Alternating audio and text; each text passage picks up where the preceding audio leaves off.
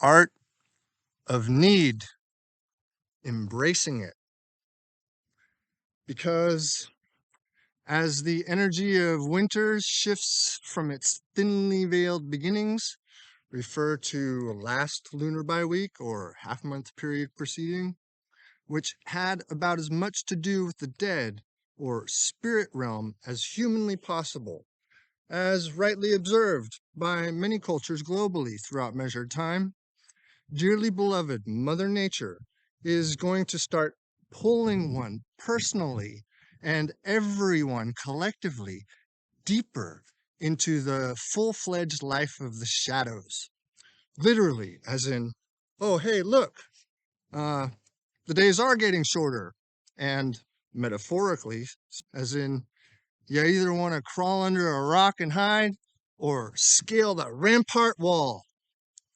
Whatever the case, like it or not, one and all can expect to have to deal with some sort of heavy needs, alas, as well as a myriad of rebellious currents permeating these next two lunar weeks, especially from 1113 to 1128. Seeing as this sun in particular is at a cold, hard middle of three such brisk stints into the between and betwixt states of physical beings and spiritual entities, as prefaced in 1029's post. 'Tis currently a and or the place or position where we find ourselves smack dab in the middle of these and or those two vast spheres of influence, most close at hand, as in at the very boundary, limit, membrane, meniscus, or transition zone, and all the full-blown tension which goes along with being there, presently here and now, for tentative time being, of course, analogous to being caught or stuck between and or betwixt the so said cliff and a whirlpool, so to anciently speak of contemporarily being between rocks and hard places. This is the very cusp, event horizon, or twilight zone, where omniversal dynamics present themselves as extremes, though not necessarily intensely at that. Yet here and therein lies a and or the nagging need which is often agonizingly resisted to own detriment, ironically, for however agonizingly long. But that's because it's hard to know which way to go when confronting, let alone facing, an uncomfortable or unfamiliar blockade, crossroads, fork, turning point, or turnstile. Then again, one may know which way to go, but be frozen indecisively still, one's primitive amygdala overriding higher order executive functions, pure and simple. And just as the Old Norse would attempt to stave off malady or malice with the archaic practice of seasonally stepping through fire and ice in order to cleanse, neutralize, or purge themselves of worrisome issues, so too does it behoove you to as actively and decisively participate in the difficult ritual of letting go of detrimental habits and hindrances in a same sense leap of faith manner towards embracing that which is absent, missing, pressing, or urgent, believing without a doubt in one's mind, body, and soul that which one truly needs shall be there for thee regardlessly, despite knowing not what it is or how it'll come about. To truly fill or fulfill a need, one must be willing and able to step wholeheartedly into and through the unknown in order to get to the heart of a matter or the rock bottom of what's going on or lacking. Hence, the emphasis and or import of becoming intimately familiar with the connotations of tension presented here and therein. Hmm. Might as well, because You can't run away from yourself anyway.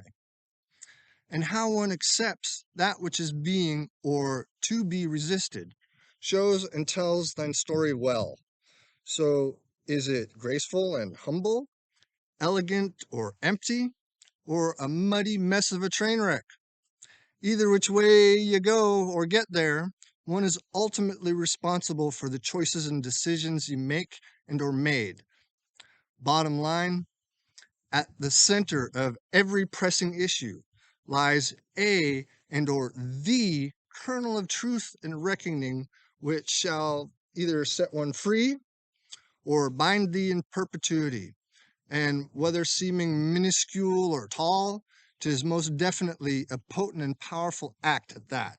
That is how one accepts and or rejects things via viva la free will. At least take heart in knowing whichever direction is taken, be it the hard way and low road or the easy and highway, all paths lead to the same destination and or place in the end, which is the beginning, of course. Therefore, use all the acumen, common sense, and guidance at one's disposal to get to the center of just that, rather than just scratching at the surface. For the priceless treasure to be found digging thusly is as good as, if not better than, gold. And in the truest sense of this and or that tension between extremes, it's what joins and spurs much growth and development the most, besides building character, or at least being revealing of where flaws are in need of amending or repair, adjunctly speaking. Confronting and meeting needs, which must be addressed thusly, is how one releases them, and self in the process, indubitably. Or didn't you know? The ultimate significance being liberation and or giving self some kind of relief, to say the least. Sure, leaping into to go through the so-called fire and or ice might bite or burn a bit, but rest assured, it's well worth the implied leap of faith, for one actually gains not only a better temperament, but also stronger tempering in the process. Hence, the quality, significance, and sheer worth of these next 2 lunar weeks, according to the calendarized staves of the Elder Firthark, which taught and teaches us how to stop agonizing over shit that's been or is haunting and or nagging at you for long enough. As in, cut the BS, lose the so-called ghost and or monkey already, or for fuck's sake, at least do something about it. Ignoring a thing is just that, ignorant.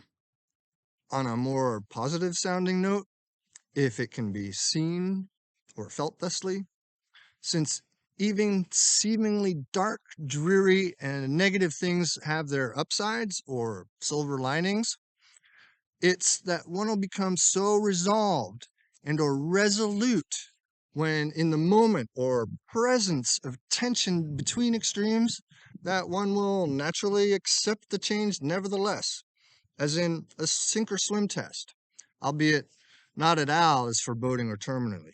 Then again, it ain't for sake of causing anxiety, depression, or distress, nor the like. Oh, perish the self-defeating thoughts. Rather, 'tis for want of exhausting every other useless avenue, distraction, misdirection, or sorry excuse possible, avoiding having to deal with whatever need be at hand, which one way or another needs to be filled or met, until all that's left is the best or most organic course of action and or direction conceivably available. See, if hitting the cold, dark, hard rock bottom is what it takes, so be it. Now's the most opportune or auspicious time to do so. And it certainly wouldn't kill you nor maim you if you did. It actually shows what one is capable of. But if it can or could be done more benignly, one might just have a bestseller, cornered market, or hit movie plot in the back of your pocket. Not. Otherwise, be mutable, like water, decisive and penetrating, not like what tries to contain it or is carried along within it at its mercy and whim. Ye wintry Norns of the old Norse Vikings have spoken and speak specifically, if not very pointedly, to the very here and now, when and where present circumstances can neither be reversed, turned around, flipped inside out, or upended, and for good reason. Their wisdom must simply be allowed, lest there be hell to pay, or Helen to the Vikings. Nude.